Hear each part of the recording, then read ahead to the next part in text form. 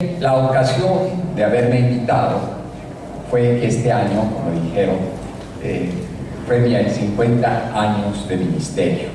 Para mí, todo aniversario tiene tres partes: conmemoración, celebración y reajustes. La conmemoración viene de memoria, memorar, hacer memoria. Decía el Papa Francisco que los recuerdos son añejos, dispersos, piezas de museo, pero lo que hace la memoria es conjuntarlos y traerlos al presente, y esto produce alegría y da sentido.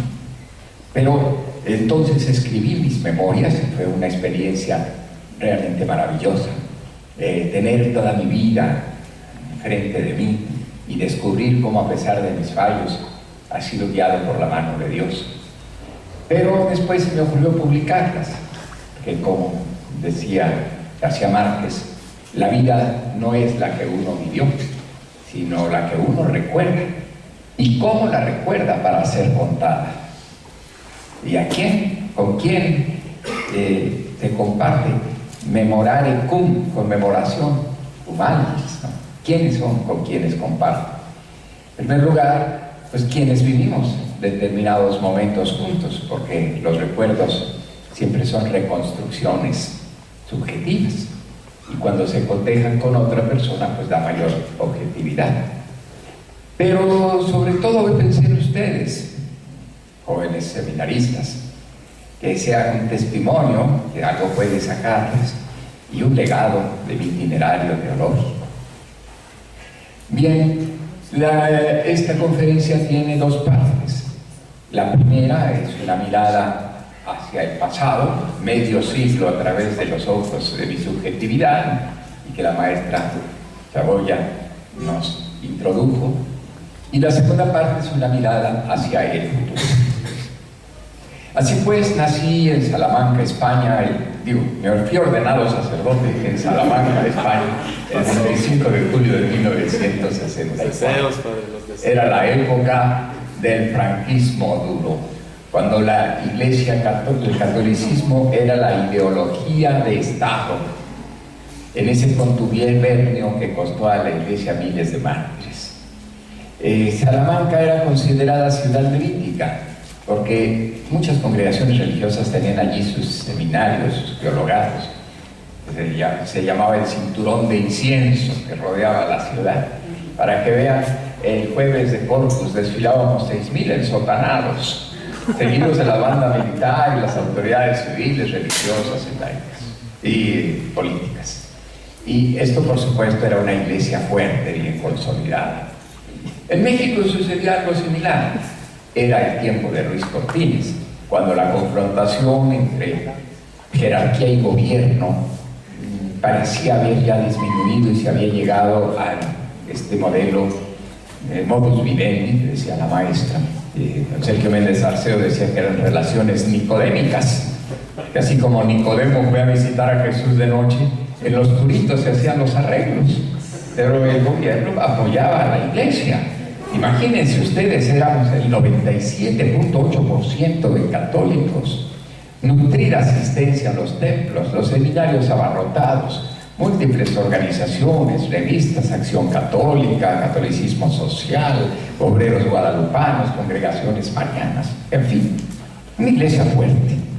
Sin embargo, para los observadores, sobre todo del norte de Europa, veían que esta iglesia que era una apariencia, porque fuera de los lugares de cristiandad, España, Italia y América Latina, Francia ya se consideraba país de misión, pues la iglesia era irrelevante.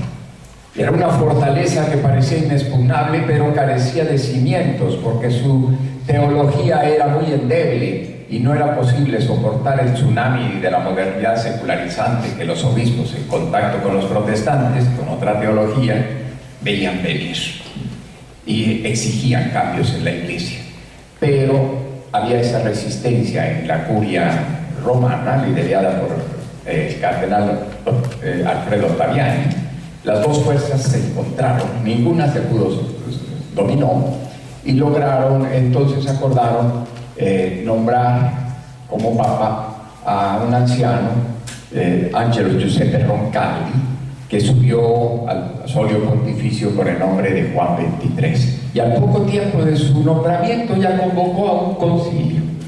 Yo estaba a la mitad de mis estudios teológicos y el concilio comenzó, parecía irrelevante, pues leían una crónica tradicionalista y no parecía que hubiera nada nuevo, hasta que llegó a clase uno de los profesores con el periódico del día, eufórico. Los esquemas, los borradores del concilio habían sido retirados, a pesar de que, según el reglamento de la misma curia romana, requerían 2/3 partes de los obispos para poderlo retirar. Se hizo la votación y apenas alcanzó un 57%. Y entonces el Santo Papa Juan XXIII retiró los esquemas, se nombraron nuevas comisiones. Los medios, que hasta habían parecido muy poco apáticos, empezaron a interesarse en algunos temas nuevos, un nuevo lenguaje. Juan XXIII dijo que había que abrir las ventanas para que entre el aire fresco de la modernidad, y empezó a hablar de ayornamiento. Y bueno, para que ustedes vean la iglesia que me tocó vivir antes del concilio, como sacerdote incluso, imagínense ahora la pastoral bíblica. Todos ustedes están familiarizados con la Biblia, ¿no? Con sus oraciones. Antes la Biblia estaba prácticamente prohibida. Los sacerdotes solo la leíamos en el latín de la Vulgata, y eso unas cuantas lecturas, porque en la liturgia había un solo ciclo, y entre semana los santos, mártires, vírgenes, pastores, tenían sus propias lecturas, siempre las mismas, y en latín. De espaldas al pueblo, la misa en latín. Realmente no había nada, misterio, nada más.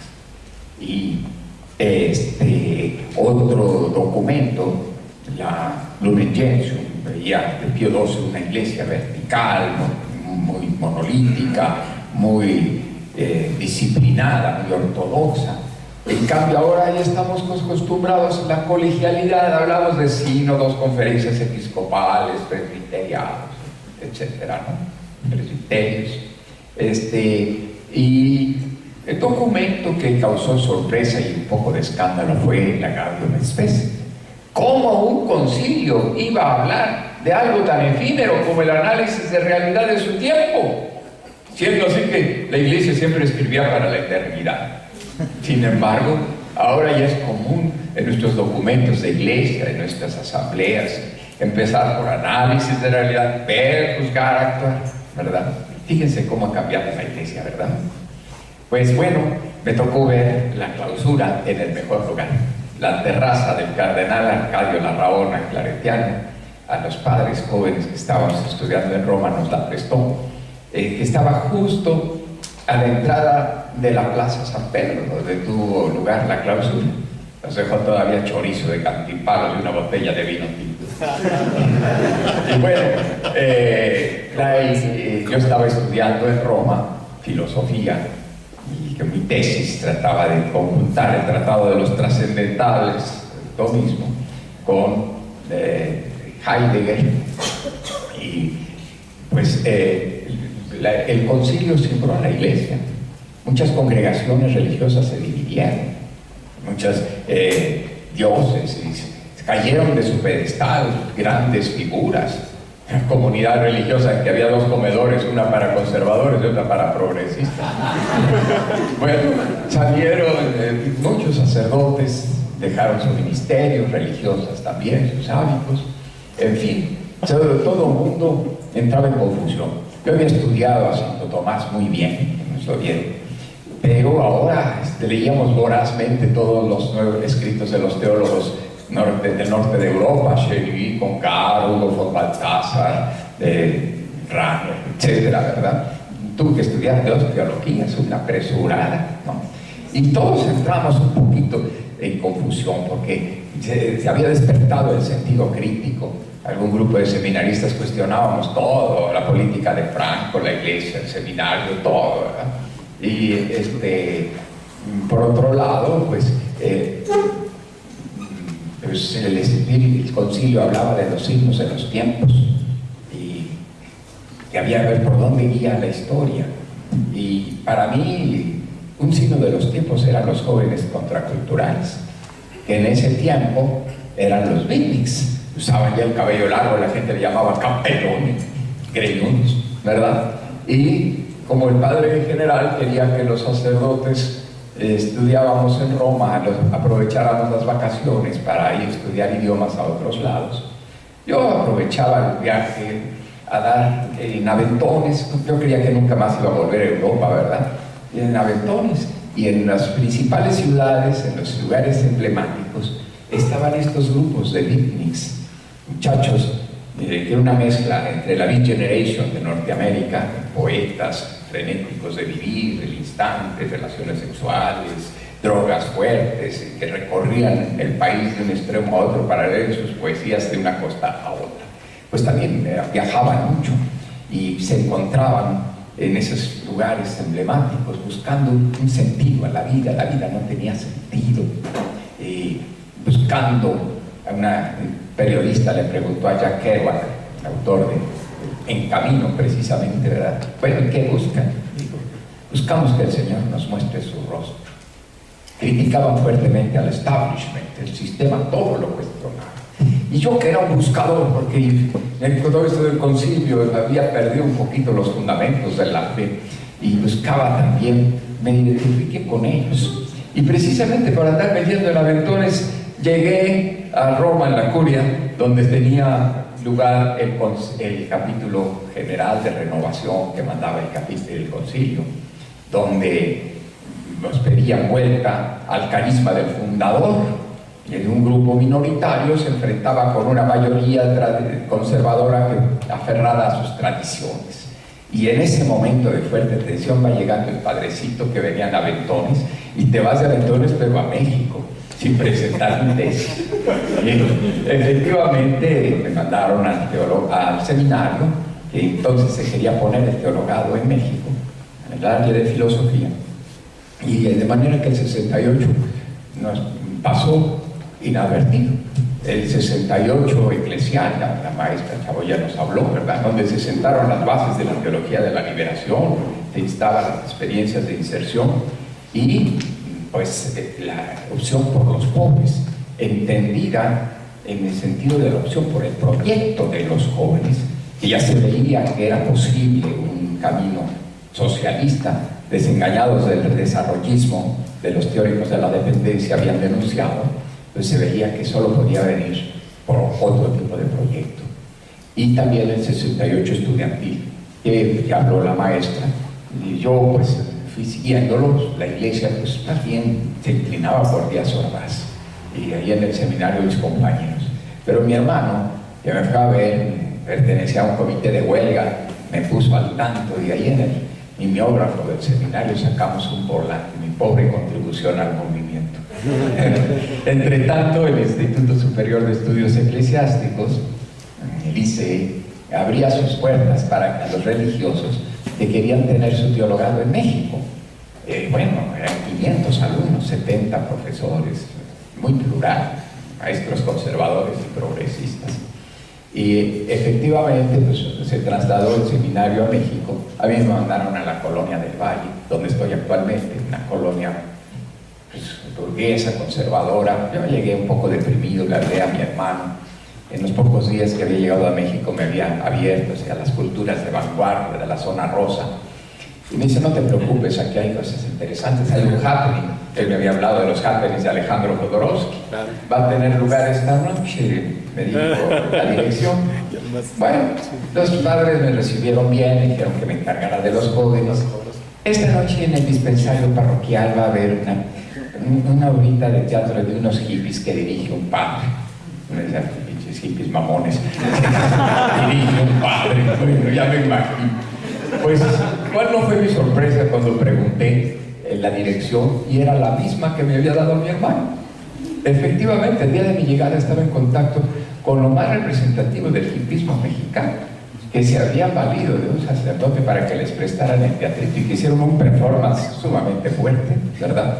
Eran muchachos que tenían ya otra cultura, se habían salido de sus casas por la droga, entonces eran anticonsumistas, ecologistas, naturistas, vegetarianos, pacifistas, verdaderamente la cultura psicodélica de entonces, que yo en mi libro de la contracultura les llamé hipitecas, no solo porque las mantas, los guaraches y los morrales, sino por las drogas alucinantes de los hongos de María Sabina y el peyote de los buchones, ¿verdad? Y efectivamente estuve con ellos un buen tiempo en sus comunas, participando en experiencias muy interesantes. Su libro de cabecera era de un teósofo a principios del siglo, Eliphas Levi, el Evangelio Espiritual de Jesús el Cristo. Y pues, según ellos, Jesús venía de la India y esas cosas, ¿verdad? El orientalismo estaba llegando apenas. Y bueno, pues yo entonces, con un grupo de hippies que me hice católicos, tratábamos de polemizar con ellos, y pues eso me hizo leer los evangelios de corrida. No van a creer ustedes que conocíamos muy poco de Jesús histórico. La cristología hablaba de homoousios, hipóstasis, persona, etcétera, ¿no?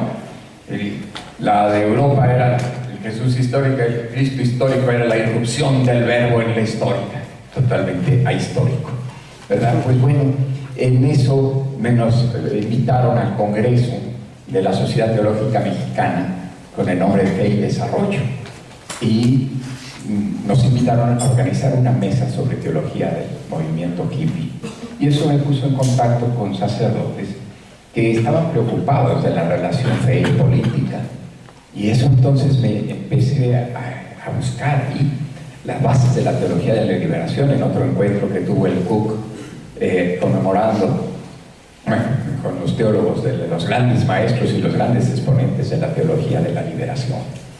Entonces yo me empecé a vincular con un grupo de sacerdotes que buscaban formas alternativas de economía para liberarla del culto, el grupo Ameyali, y pues, había experiencias interesantes. Me acuerdo de Poza Rica, 5 sacerdotes tenían un taller mecánico, buscaban a ver al párroco que salía debajo del coche con las manos llenas de grasa, a ver qué se les ofrece, ¿verdad?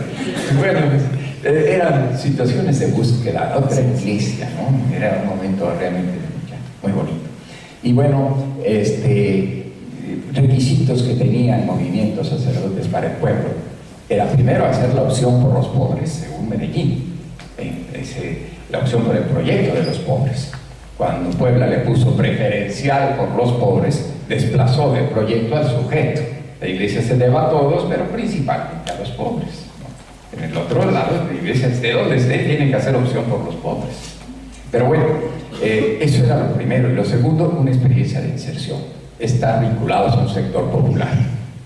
Y pues yo pedí a mi provincial, me mandó a una parroquia que teníamos al sur de la Ciudad de México. Quienes conocen la ciudad, de las Fuentes Brotantes hasta Villa Olímpica, de ahí hacia arriba, la Jusco, ¿no? Un territorio enorme que no estaba atendido, y había una invasión de campesinos que llegaban atraídos a la ciudad en ese tiempo, y un grave problema de vivienda, donde era un pedregal, un encinar en medio de un pedregal de la lava del Chile.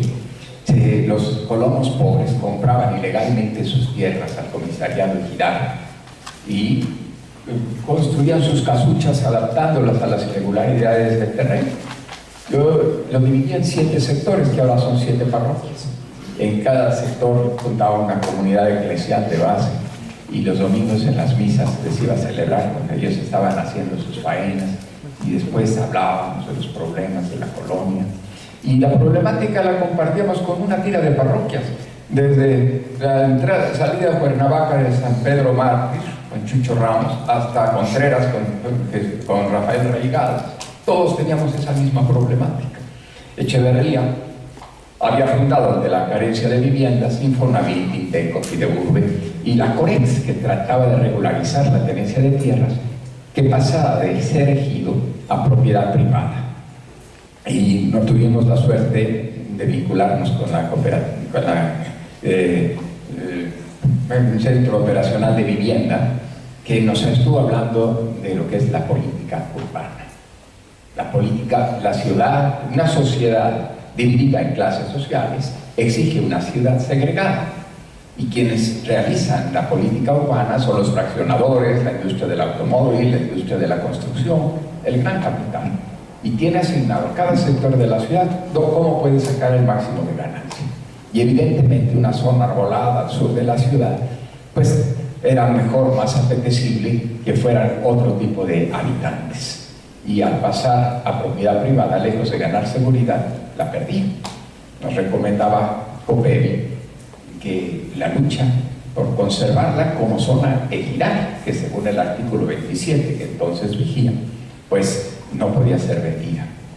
Me cambiaron de sitio y pedí al provincial. Bueno, la iglesia donde estuve ya no me satisfizo, yo venía muy prendido. Le pedí al provincial un año de experiencia que tuve en una ciudad perdida, La Marranera, la Magdalena Michuca, entre medio de la basura, niños que se drogaban con cemento, prostitutas, mujeres borrachas, el traficante de chueco, el traficante de marihuana, etcétera, ¿no?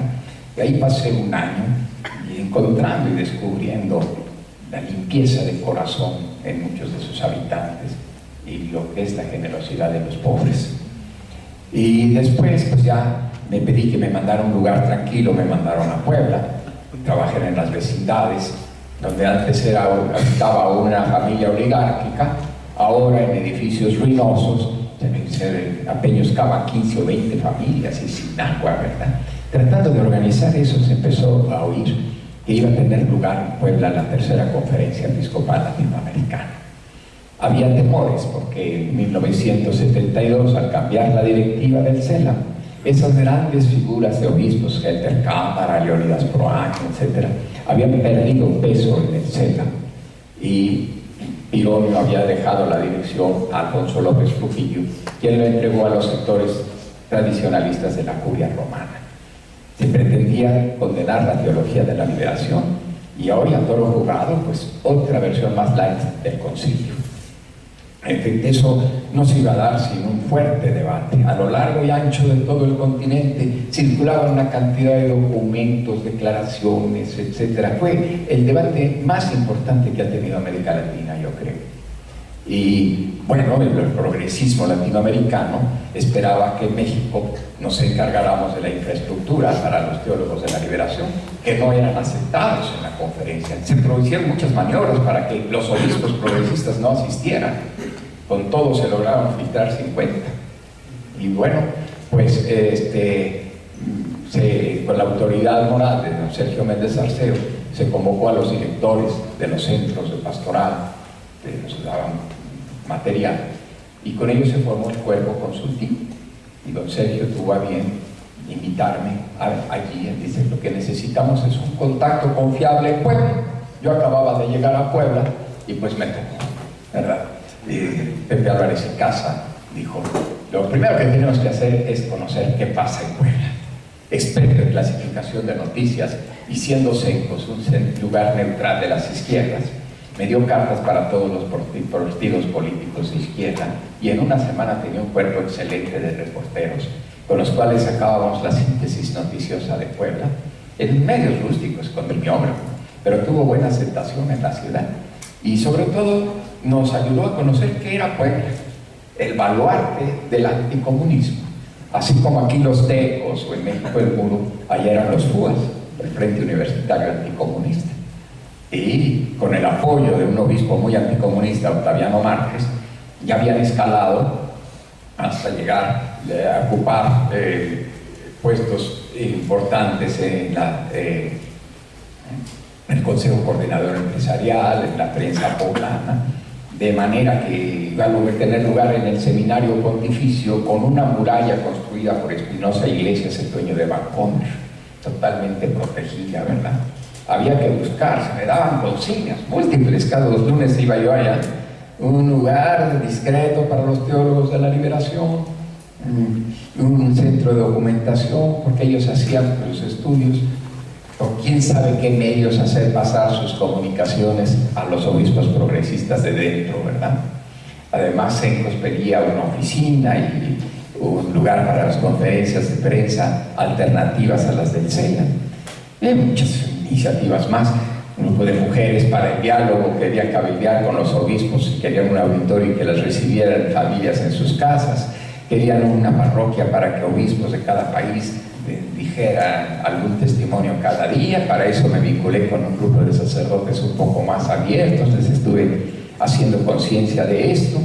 En el barrio del Parián, para los exiliados políticos, un acto cultural cada día, un lugar amplio para recibir a una cantidad de personas, amigas, ONGs, periodistas, etcétera, ¿no? Y todo eso se tenía que hacer en la clandestinidad y sin que se viera relación una con otra. Una indiscreción de uno de estos sacerdotes que hizo el programa antes de tiempo nos descubrió, y entonces la prensa fue un ataque terrible, ¿no? El primer día el CELAM paralelo, el obispo Rojo Méndez Arceo pretende hacer un CELAM paralelo para desestabilizar y oponerse a la llegada del Papa, y daba los nombres de los sacerdotes de nuestro grupo. Me hablaron por teléfono en un taxi, me sacaron de la ciudad mirando para todos lados, dijeron: el obispo nos ayuda, pero nos apoya, pero a condición que nos deslindemos de ti, ya no queremos hablar contigo, ahí nos vemos, ahí tenemos nuestros coches. Y bueno, pues empezaba a fallar, ¿verdad? Hubo un ataque de asaltantes a una gasolinería que tenían propaganda contra el Papa, curiosamente, y credenciales de la UAP. Y hubo una conferencia entre el secretario de Gobernación, Reyes Heroles, el gobernador, el obispo, Rosendo Huesca, y el rector de la Universidad, Rivera Terrazas. La universidad nos había dado las mejores instalaciones para el centro de documentación, para las conferencias de CINCOS. Ya las teníamos, muy buenas, pero en ese momento el rector nos dijo que no podía ayudarnos, y bajita la mano nos pasó un dinero para que saliéramos del apuro. Y pues sí, encontramos un localito en el Zócalo y en un auditorio de un hotel. Íbamos saliendo como podíamos de todo esto. Ya, una vez que el obispo apoyó a sus sacerdotes, todos los ataques venían de los claretianos del Parral. Se hablaba de los rebeldes del Parral, el eje Carolino Parral. Carolino era la rectoría de la universidad. Y efectivamente, en medio de esos ataques, después de la llegada del Papa, pues bueno, empezó la conferencia, el centro del Parián, la primera acto cultural tocó en Nicaragua. Mejía Godoy lanzó ahí una arengas a la revolución sandinista de Nicaragua y nos quitaron el evento, ya no nos dejaron el barrio. En fin, estaba presente la CIA, la KGB, dictadores sudamericanos, las locas de Plaza de Mayo, las madres salvadoreñas, en fin, periodistas múltiples de todo lo que ustedes quieran, aventuras, muchos los encontrarán en mi libro. Y bueno, pues yo no supe lo que pasó dentro del intramurs, ¿verdad? Estaba preparando el extramurs, y en el sótano de la iglesia sacábamos un boletín, nos habían alquilado copiadoras y mimeógrafos y esas cosas, y cada día sacábamos un boletín de las noticias del día que quién sabe por qué medios se introducían. Bueno, pues después terminó la conferencia. Yo creo que los obispos le han de haber dicho a los teólogos: necesitamos salvar la comunión eclesial. Y de acuerdo, le han dicho ellos, pero no puede haber comunión sin participación. No se puede excluir a un interlocutor importante como los teólogos de la liberación. Y comunión y participación fue el leitmotiv que atravesó todo el documento, al término del cual el obispo me invitó a salir de la ciudad. Y pues, pero me dejó a mí la decisión. Terminé mi carrera de antropología, al mes siguiente presenté mi tesis y al día siguiente salí de Puebla. Y entre tanto, bueno, pues hubo un conflicto con los seminaristas. El ICE ya había dejado ese pluralismo y ahora ya se había alineado más al conservadurismo, y hubo una escisión entre maestros y alumnos que se fueron a ITES, y los claretianos, con permiso de su formador, pero sin contar con el gobierno provincial. El provincial estaba en capítulo general en Roma. Se salieron del seminario, salieron del ICE y además salieron del seminario para una experiencia de inserción en la parroquia que había sido de Tlalpan, y habían pasado el límite de tolerancia, y un grupo de sacerdotes que nos pusimos como colchón, pues todos salieron los seminaristas y salieron los sacerdotes. Yo pedí también entonces un permiso de exclaustración y tuve la oportunidad de participar en esa experiencia pastoral con don Bartolomé Carrasco, un gran obispo de una vocación indigenista, un espíritu democrático, abierto, esos plenarios de toda libertad, los laicos haciendo ese análisis de realidad según las necesidades sentidas indígenas en sus pueblos. Yo trabajaba en la Universidad Benito Juárez de Oaxaca y completaba los análisis de los indígenas con las investigaciones de mis compañeros de sociología, ¿verdad? Los sociólogos. Y al mismo tiempo servía de puenteo al revés. Introduje en el medio académico de una universidad como Benito Juárez, en tiempo de un laicismo muy duro, el tema religioso, que no se podía tocar, ya no desde el punto de vista confesional, pero ni siquiera como fenómeno social. La iglesia no existía y eso falseaba los análisis. Organicé el primer encuentro de religión y sociedad, 12 investigadores. El año siguiente se vinculó Elio Masferrer. El mes pasado hubo el 29º Congreso de Religión y Sociedad, y en julio fueron 2 congresos, la red de la RIPREM de aquí de Jalisco y de la LER latinoamericana. Cada año son centenares y centenares de ponencias, señal de que hacía falta ese tema. Pues bien, le nombran obispo coadjutor con derecho a sucesión a don Héctor González, que era con la consigna del seminario, la disciplina y el clero. Y en el día de toma de posesión, el delegado apostólico Girolamo Prellone le emprendió contra el obispo titular, tachándolo de inepto y de fuertes desviaciones doctrinales. Y la gota que colma el plato, en la asamblea que tuvimos con el delegado, dijo que si había discrepancia entre los 2 obispos, la última palabra la tenía el coadjutor. El presbiterio estaba indignado, totalmente unido. Y le dijeron, bueno, ¿dónde consta eso? Enséñenos el documento. No, es una llamada telefónica a Roma que me lo dijeron. Entonces estaba ahí. Luego Oaxaca pertenece a una de las 8 diócesis que formaban la región del Pacífico Sur, a la que junto con Acapulco y Tehuacán formaron el Seminario Regional del Sureste, el CERESUR, para dar una formación más adecuada a sus alumnos a esa realidad, dentro de una teología más nueva, la teología de la liberación. Eso preocupaba a Roma, y con motivo del sínodo de seminarios fue una inspección de obispos. El diagnóstico que nos llegó de Roma no nos reconocíamos, que solo se enseñaba el marxismo, que había serias desviaciones doctrinales, que los formadores eran ineptos, y bueno, los seminaristas muy indignados, sin avisarnos para no comprometernos a los maestros, fueron en procesión a catedral, quemaron el rescrito, ya dijeron, quemó la bula, como Lutero, ¿verdad? Y querían buscar los instigadores. ¿Quiénes fueron? Todos fuimos frente a uno. Si expulsan a uno, nos vamos todos.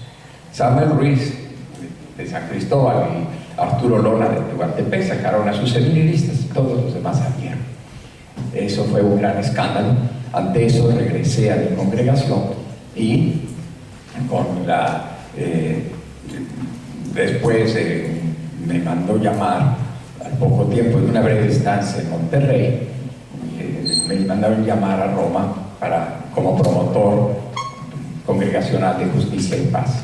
100 congregaciones internacionales teníamos promotores generales en 2 colectivos, una inglés, francés y otra español, italiano.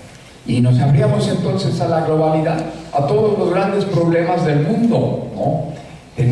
Hacíamos campañas conjuntas, nos organizábamos para que circularan bien las noticias con nuestros promotores provinciales y participamos en varias campañas. Al término del gobierno general me mandaron a México y de aquí a Guadalajara en el IFI, donde estuve, como dijo Rafael, pues, dando las clases de ciencias sociales y religión. Y esto pues mi otra vocación, como intelectual. El intelectual religioso, que para mí lo considero una evangelización misionera, que decía Pablo VI que una evangelización tenía que llegar no a un barniz superficial, sino al núcleo de la cultura. Y ese núcleo de la cultura la da el diálogo con la intelectualidad. Además, un motivo de la vida intelectual es un motivo de vida espiritual, de ascesis, de buscar la verdad y pues preparar también con ustedes. Después me fui a México, donde ahora me encuentro en una parroquia pastoral de mantenimiento, que creo que este paradigma está haciendo agua y muy pronto ya no va a tener cabida. Pero bueno, me toca a mí ahora sostener, y lo hago con mucho gusto. Estoy aprendiendo a envejecer. Y la vejez no tiene por qué ser tiempo desagradable, puede ser de mucho bienestar, de la de la sabiduría, ¿verdad? Y efectivamente estoy muy contento porque no temo enfrentarme a la muerte después de una vida tan llena como la que he tenido y tantos amigos que he conocido. Pues creo que me encuentro preparado para el encuentro final. Y cuando un anciano aprende a no tenerle miedo a la muerte, puede enseñar a los jóvenes a no tenerle miedo a la vida.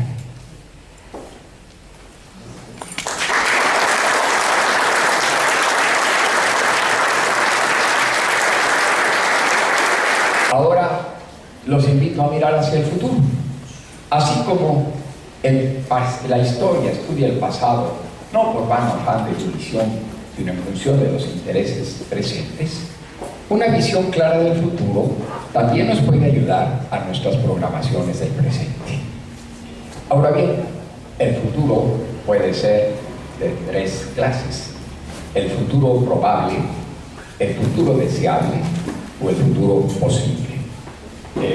Yo les voy a invitar a mirar el futuro. Vamos a ponernos un plazo: 25 años. ¿Qué va a ser del mundo cuando yo ya no esté? Dentro de 25 años ustedes estarán ocupando los puestos de dirección en sus provincias. ¿Con qué mundo se van a encontrar? Vamos a pensar en el futuro, el futuro probable. Es decir, hacemos proyección de las tendencias que ya se notan en el presente y que si no hay correctivos va a ser dentro de 25 años. Y eso es la distopía. Por primera vez tenemos, bueno, vamos a valernos de la economía. La economía es la ciencia que estudia, bueno, que trata de organizar la sociedad desde sus necesidades y sus recursos. Pero hay muchos mitos de la economía, neoliberal sobre todo. Uno de ellos es pensar que es una ciencia dura, como la física y las matemáticas. Pero no, la economía es como una técnica que puede organizar la sociedad de abajo para arriba, buscando que los últimos satisfagan todas sus necesidades básicas y de ahí para arriba. O la puede organizar de arriba para abajo, que los primeros obtengan la maximalización de la ganancia y que por una especie de escurrimiento vaya llegando hacia los estratos inferiores. ¿No? La decisión no es una decisión que dé la economía, es extraeconómica, lo da la política. Por primera vez en la historia tenemos un conocimiento claro de las necesidades globales del planeta y los recursos que éste tiene. Las necesidades podemos partir de la demografía, ¿no?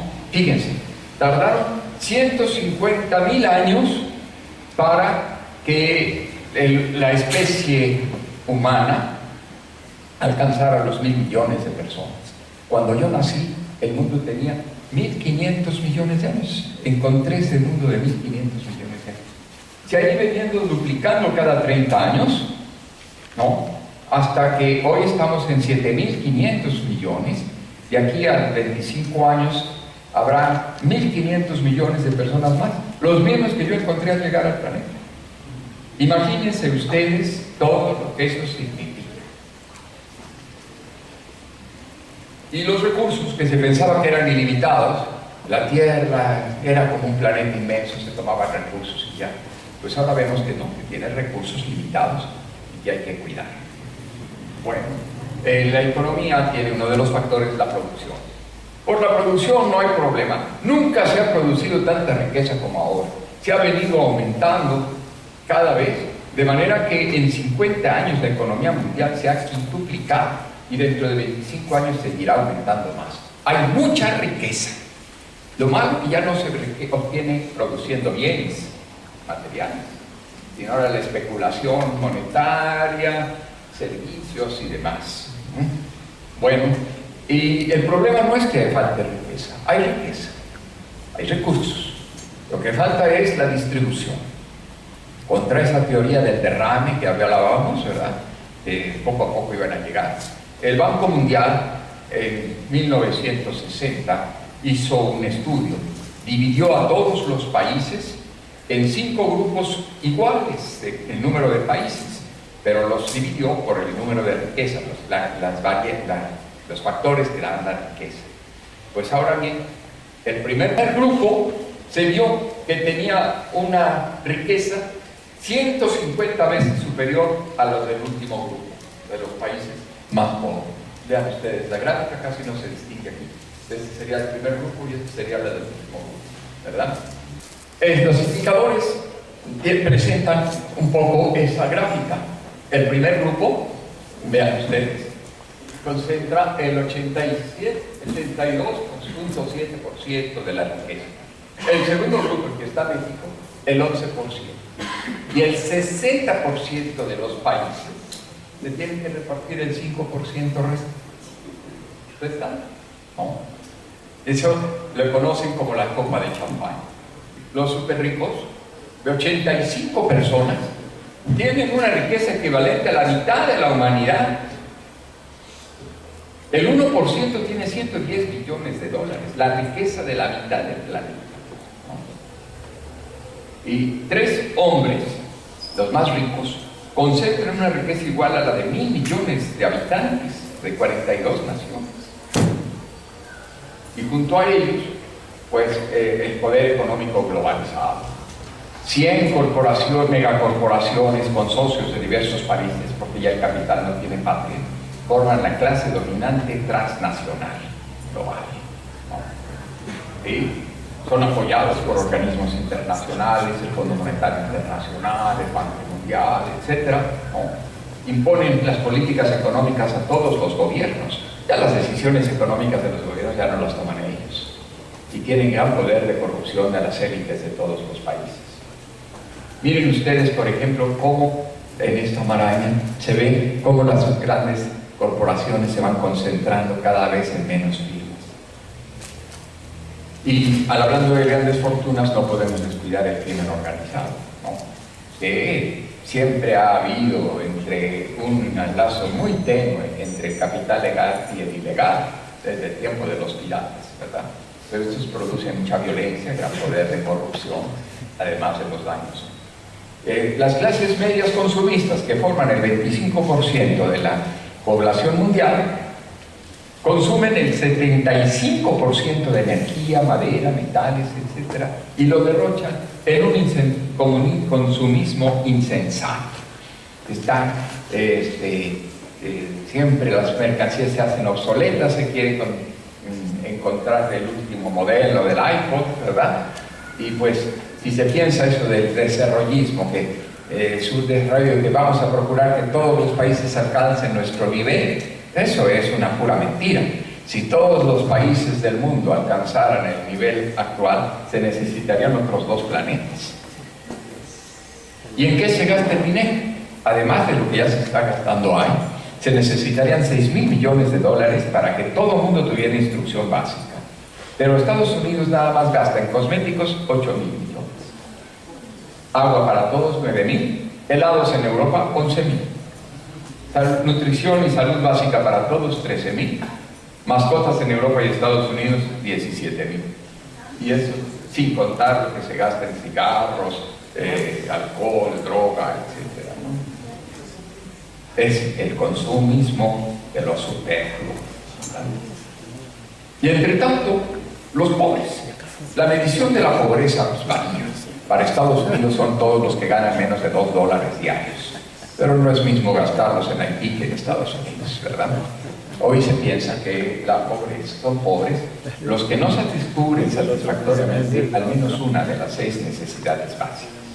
Y estos constituyen la mitad de la humanidad, con 1.290 millones en pobreza extrema, lo que se llama la población sobrante, desechable, el descarte, que dice el Papa, que si se muriera una tercera parte de la población, la economía funcionaría al margen del proceso productivo, ¿verdad?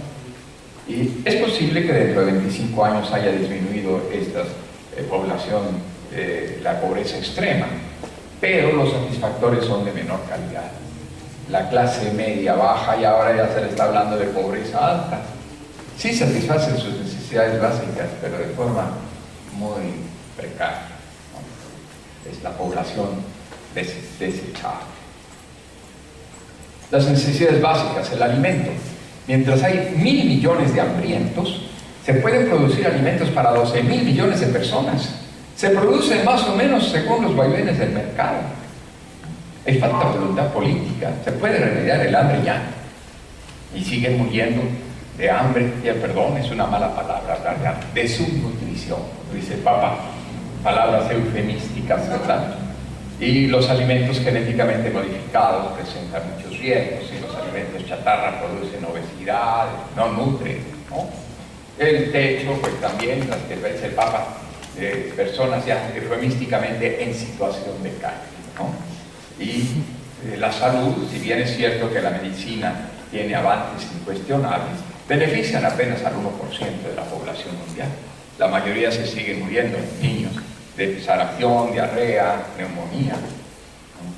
El estudio, pues sigue habiendo, la mitad de los estudiantes latinoamericanos no terminan la primaria, ¿no?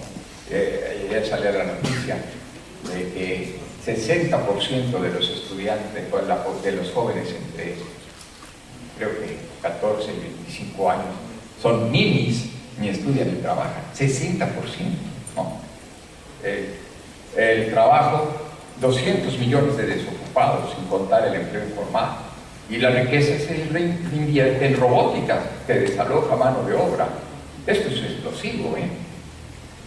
Cada vez hay menos, aumenta el desempleo, y por supuesto que las reivindicaciones obreras han ido perdiéndose ya. Hay 232 millones de emigrados registrados. La migración es que tienen que vivir y sobrevivir a como sea, nada los paga. Consecuencias ecológicas. Con este modelo de producción y de consumo, pues efectivamente con la energía fósil del Pleistoceno, pues lo sobrante se mueve la industria, y lo sobrante simplemente se arroja al exterior. Y ya pues el petróleo nos estamos acabando. Seguramente que dentro de 40 años ya no va a haber petróleo. Y las energías alternativas pues todavía no se desarrollan por las petroleras mismas. De manera que va a haber guerras, ya las hay, todas las guerras tienen el oro negro, el petróleo, ¿no? Y se prevé pues una fuerte crisis en la industria en un tiempo no muy largo. La tierra, pues evidentemente cada año se degrada más kilómetros, de manera que para dentro de 25 años el 20% de la tierra se volverá desértica. Los bosques y las selvas nos hemos venido acabando, el 80%, y han desaparecido la mitad de los bosques que había en 1950, y cada año se siguen desforestando 14,5 millones de hectáreas, de manera que dentro de 25 años quedarán unos cuantos parques nacionales protegidos. El agua, actualmente una tercera parte de la población mundial carece de ella. Dentro de 25 años serán 2/3 partes las que no la tengan, y se sigue privatizando el agua. En lugar de potabilizarla, el agua del grifo, pues se privatizan en botellitas como estas. Los océanos, 1 billón de toneladas contaminantes arrojados al mar cada año, van formando esas islas de basura que afectan a los arrecifes, que dan alimento a los peces. ¿Se acuerdan del desastre de aquí de la laguna de Quecatlán? Sí, de falta de oxígeno, me dieron toneladas de peces, ¿no? Y bueno, el aire, pues lo mismo, todo eso que se arroja, 35.000 millones de toneladas cada año, imagínense ustedes, ¿no? La contaminación ocasiona millones de muertes al año, y pues como cada vez la demanda de energéticos es mayor, pues bueno, de seguir así no llegamos al 2050. La biodiversidad, ¿qué es la estrategia de la vida para adaptarse a las cambiantes condiciones del planeta?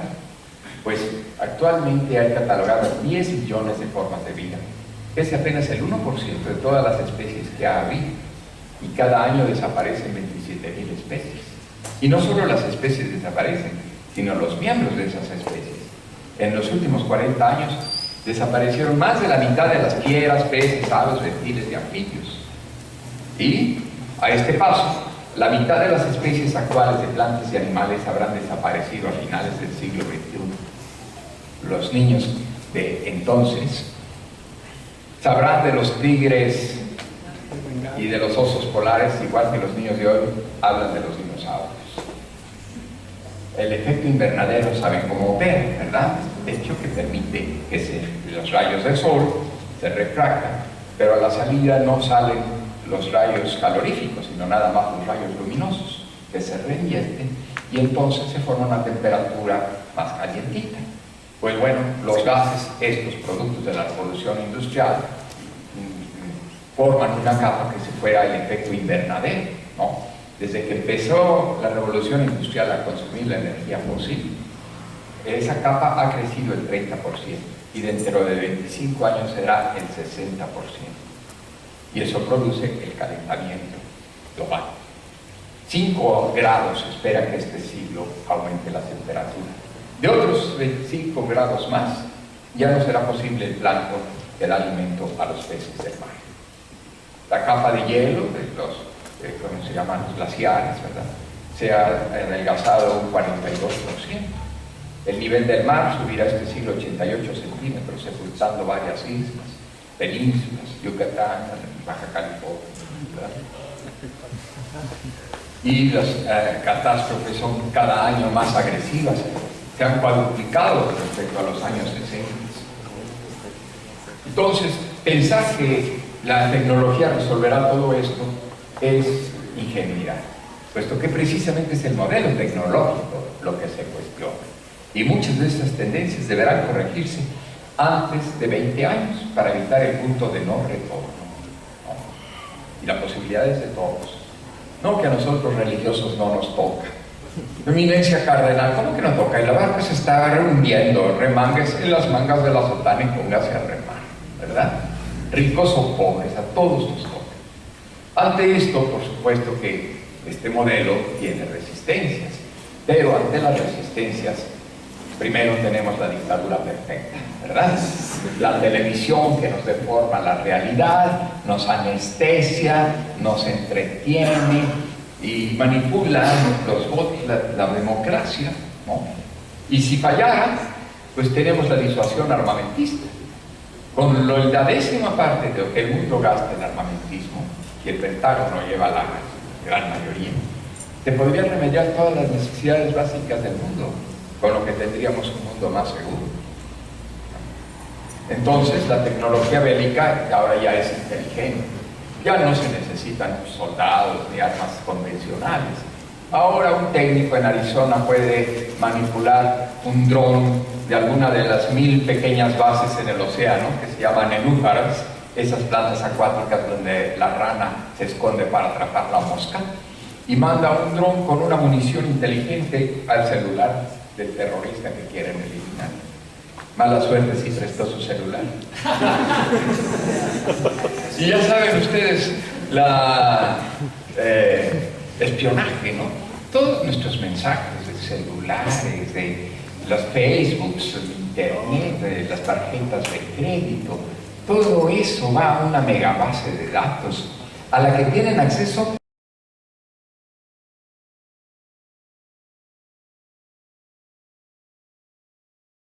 fíjense, 2 millones de personas, ¿eh? Pueden conocer todas nuestras intimidades. Si a alguien quiere ver, alguien que está haciendo un poco de molestia, a ver, tráiganme su información. Ah, también te reuniste con un terrorista. Los poderes fácticos, las megacorporaciones, Estados Unidos, la televisión, el Fondo Monetario Internacional, los ejércitos, la iglesia, imponen a todos los gobiernos las políticas más importantes.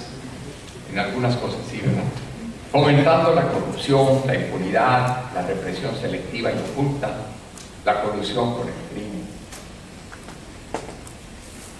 la corrupción, la impunidad. Yo hablaré de la cultura globalizada, ya saben ustedes, la posmodernidad, pero sí, las culturas tradicionales se fragmentan, se mercantilizan, se folclorizan en pro de una cultura globalizada inducida por el mercado.